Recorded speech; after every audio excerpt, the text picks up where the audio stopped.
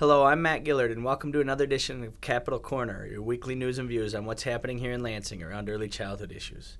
Well, the legislature has been busy for the last couple of weeks on a wide range of issues. Not a lot focused specifically on early childhood, however.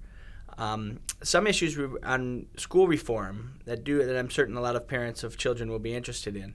The Senate Education Committee continues to focus on a big package of bills aimed at a number of different issues around reforming our public education system. A bill that just recently passed out of the Senate would lift the cap on the number of charter schools that are able to be opened in Michigan. It's obviously a hotly debated topic and has been for a number of years. Really, the debate focused in the Senate more on the accountability that these charters should be placed under, or what should be held to, once it became clear that the cap was going to be lifted and that we were going to open the state up to more charter schools or to the expansion of charter schools.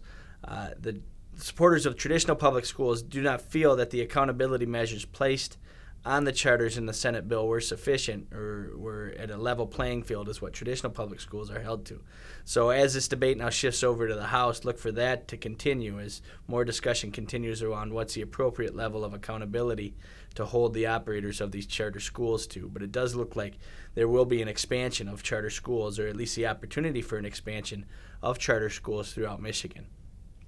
On the early childhood front specifically, there's been a tremendous amount of work going on kind of behind the scenes of the legislature by the Early Childhood Investment Corporation, the Department of Education, Department of Human Services, the Intermediate School Districts Association, and others around the Early Learning Challenge Fund grant. This is the last or the third round of the Race to the Top funds that the federal government is releasing. The application deadline is next week, is October 18th, and so putting together this application has taken a tremendous amount of work and commitment from a number of people and has really seen a lot of cooperative efforts that have been noteworthy and I think positive.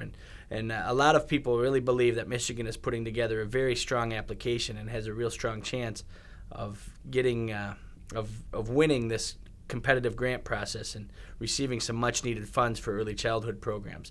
Look for more news on this in the future, but the final stages of putting together the application are literally happening as we speak, and letters of support for the application have been garnered from, I think, up to 90 or more sources at this point. So it really is a community effort led by folks here at the ECIC and the Michigan Department of Education around putting together the strongest application we can. And we think a lot of the work that we've already done around early childhood issues here in Michigan puts us in a very strong position to be highly competitive for this award.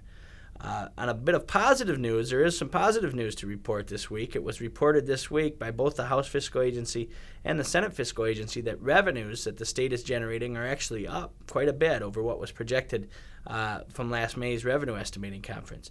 I think the House Fiscal Agency reported that revenues are up as much as $280 or $290 million, and the Senate Fiscal Agency came in even higher than that at a roughly $400 million increased revenues over what was projected in May. And this is pretty equally split between an increase in the school aid fund and an increase in the general fund.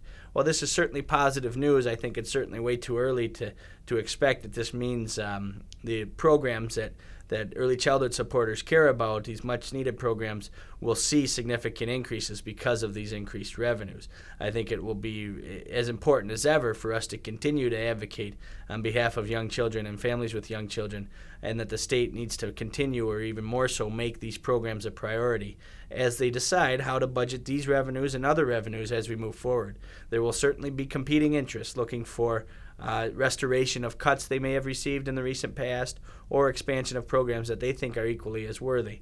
And so as we head into the next budget process, which is really already starting, even though the governor is not set to present his budget his budget plan for next year to the legislature until January, people are already starting to put together what some of their priorities and pieces will be. It will be as important as ever for us to continue to advocate on behalf of young children.